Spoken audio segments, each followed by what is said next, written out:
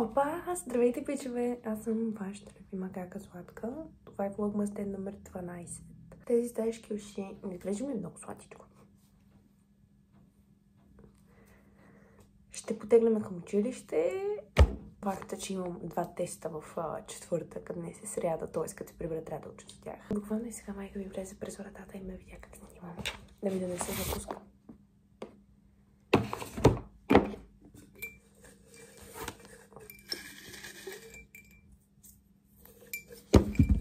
Падаха ми се нещата, които не харесвам в себе си, като качества. Ами не харесвам примерно това, че много закъснявам. Както винаги, дори съм сигурна, че в момента седейки снимайки това видео отново ще закъснея.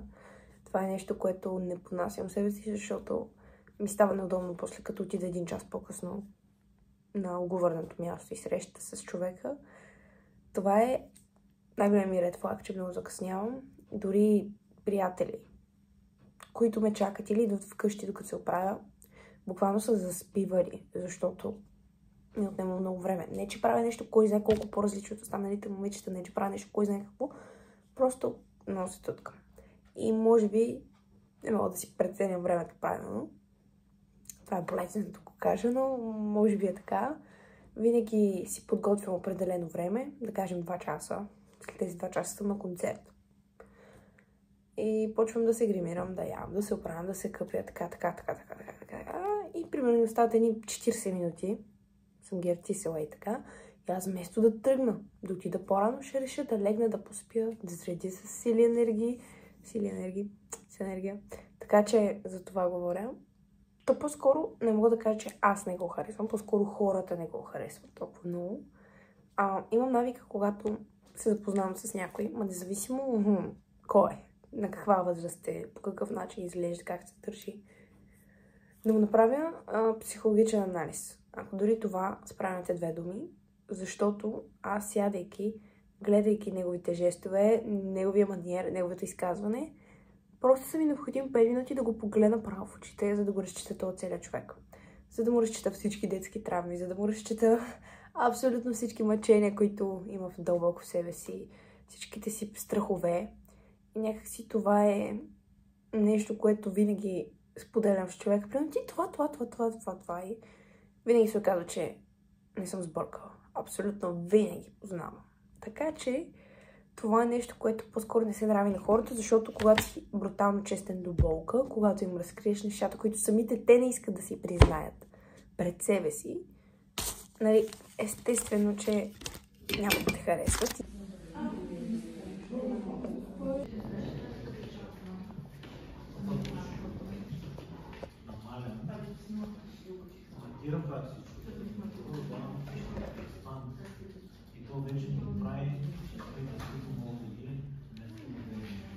Вече се прибрах и обядвам типично български обяд. Сокче, таратор, луканка и пълнени чушки с кисело мляко. Ако нещо от телевизора не можеш също. Аз ще си пия сокче.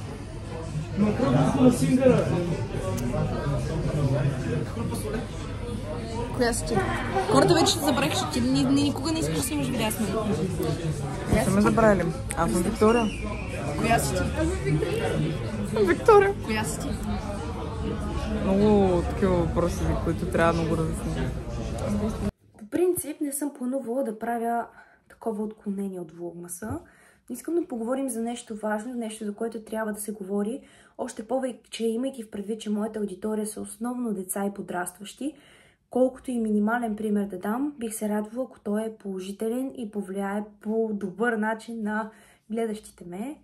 Меко казано, станах възмутена от едно клипче, което изгледах сега по една национална телевизия, популярна изключително много, на едно момиче, инфлуенсърка, мразя тази дума, която е преживяла насилие, този път вербално, не от съпруга си, не от баща й, както е всеизвестно.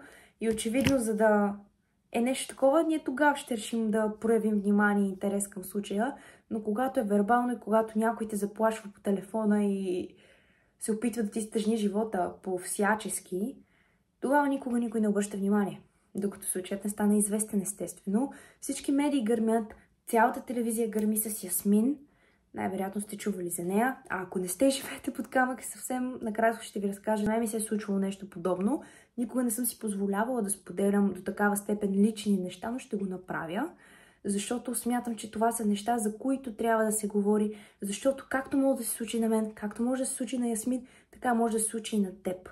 Ти дори да нямаш социални мрежи, дори да не си популярен, може да се случи и на теб.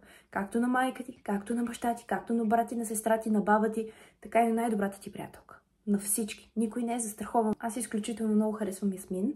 Следвам я от няколко години насам. Следя съдържанието й постоянно. Накратко за нейният случай. Ясмин е започнала да получава съобщения в Инстаграм и в другите социални мрежи, в които определена луда жена я заплашва постоянно, че ще дойде, ще я убие, ще я намери.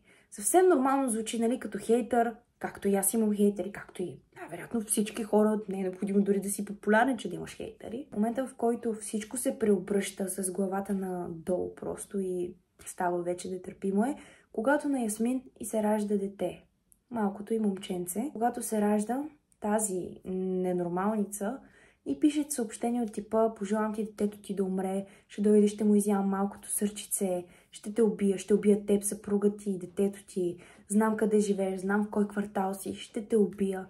И всячески заплашвайки я по този начин. Всичкото отгоре е намирала номерата, телефоните на не няколко човека, на около 20, според информация от Ясмин, тъй като тя не е единствената заплашвана. Тъй като тя не е единствената, която е подложена на този тормоз. Имала и други хора, които дори не са популярни, като нея да речем, които нямат социални мрежи, които са си сменяли телефона няколко пъти и въпреки това тази луда жена успява да им намери телефона, да им звъни посред нощ, да им бълва омраза. Това нормално ли е жената в най-щастливия си момент да ражда? Буквално да се роди нейното първо дете, нещо, което е най-ценно за една жена. И момента, в който си взима телефона, качва снимка или пост, каквото и да е, дори да отговори на съобщение, да уведоми близките си, че всичко е наред, тази да й пише, да й се обажда и да й казва: ще дойде, ще убия с детето ти, сърцето му след малко ще спре, а ако не спре, ще дойде и аз ще го убия. Колкото и да е, колкото и силен като характер и като умствен капацитет да си, в един момент наистина, може би това малко минава границата, дори не малко, доста. Също така прави различни некролози, които публикува в социалните мрежи. Некролози на нейното новородено момченце, съобщавайки навсякъде в медийното пространство, че е починало. Освен Ясмин и другите потърпевши, неведнъж са подали жалба в полицията. Но поради причината, че нищо не е направено, тази жена в продължение на година, дори при някои хора повече, е правила своите действия по този начин, което е нещо изключително безотговорно от страна на нашите полицаи. Нека за момент се абстрахираме от историите на тези хора, тъй като ви обещах да разкажа за себе си. Ще го направя. Може би се е случило да спомена, или някои от вас, които ме следват повече време, са чували вече за тази история, отчасти със сигурност, но ще ви разкажа сега изцяло. Преди, може би, 2 години, когато започнах да правя любимата ми поредица "Звъня на страшни номера", се случи в едно мое видео да кача как звъня на непознати номера, страшни. И тъй като всички номера ми се дават от вас в Инстаграм, и да кажем, някой беше написал: това е номер на изоставена лудница, и аз звъня. И казвам: здравейте, това е изоставена лудница ли е? Така. Въпреки че не съм очаквала, че някой ще вдигне, защото ако е изоставена, никой няма да вдигне. Но очевидно се бях подвела по някакъв начин, което беше най-притеснителното. Защото в момента, в който попитах: това е изоставена лудница ли е, човекът от срещната линия започна да ме обижда. Думите, които използваше, бяха много вулгарни и изключително невъзпитани. За 10 секунди се виждаше неговият номер. Съвсем съм изключила да го махна. Ме беше нападнал някакси с думи вербално. Много от вас се бяха атакували срещу него и започнаха да му звънят. Тъй като номерът му се виждаше, започнахте да му звъните. Над 102 човека или 103, нещо такова, бяха броя на хората, които са му се обаждали. Дали през деня, дали през нощта, когато и да е, са притеснявали човека, което е нещо много гадно, за което тогава се чувствах много виновно. След това му се обадих, за да му се извиня. Това е кучето ми. За да му се извиня за това, че не съм искала да го объркам, не съм искала да по някакъв начин да го обидя или така. Въпреки, че той ме беше обидил няколко пъти в видеото. Въпреки това.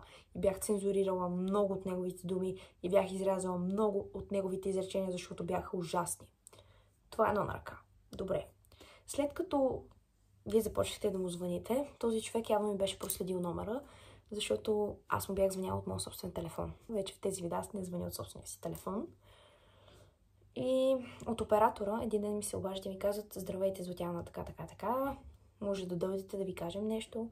В момента, в който отидох, те ми обясниха за случващото се и аз останах шокирана, защото този човек се оказа, че е от висшата класа, от висшето общество, че е изключително заможен бизнесмен от София, който дори е популярен и е станало така, че аз по някакъв начин съм го притеснила. В момента, в който аз разбрах това, веднага се прибрах и изтрих видеото. Веднага. Също така от оператора ми казаха, че този човек искал да ме съди. Искал е да ми пусне жалба и да има процес. Но тъй като е нещо, за което аз наистина не съм го правила нарочно, не е нещо, за което съм искала да се случи или да го накърня по някакъв начин, веднага в социалните си мрежи пуснах кратки клипчета, в които обяснявам случилото се и се извинявам публично на човека, въпреки че в момента, в който му се бях обадила преди няколко месец може би, пак му се извиних. Въпреки това пуснах такова видео. В този промеждутък от един месец, когато той искаше да ме съди, аз няколко пъти получавах обаждания, няколко имам предвид поне 10, в които обаждания този човек постоянно ме заплашваше. Явно беше разбрал коя съм, явно беше намерил YouTube каналът ми, защото когато вие сте му звъняли, сте му казали, примерно, Златяна, или какво си, защо обиждате Златяна, и той се досети, защото Златяна не е толкова популярно име, че да не може да го открие лесно. И момента, в който ми е намерил канала, е гледал моите Q&A видеа, въпроси и отговори, в които казвам, че най-големи страх са боболечки, всякакъв тип насекоми и такива гадинки. Той няколко пъти ми звъня през нощта, на сутринта, казвайки ми неща от типа: знам къде живееш, в моето мазе има достатъчно хлебарки и миризливки, за да те затворя там. Което, не ми звучеше толкова сериозно сякаш, защото аз тогава се бях едно изгаврила с него по телефона и някакси си премълчах и не казах на никой, дори на родителите си. Той няколко пъти ми звъня в този един месец, повтаряйки ми едни и същи неща, някакси може би за да ме стресне, да ме оплаши, но аз съм такъв човек, че много трудно мога да се засегна от нещо. Така че не ми е повлияло по никакъв начин тогава. Просто съм го блокирала и той ми звънеше от различни номера, което беше адекватно, след като вие сте му звъняли 100 човека, да кажем, и той някакси в неговото лично пространство са се месили хора и той решил, че ще ми го върне в този промеждутък. Но имайте в предвид, че аз не бях запозната с това, че вие му звъните. Не бях запозната с това и не знаех.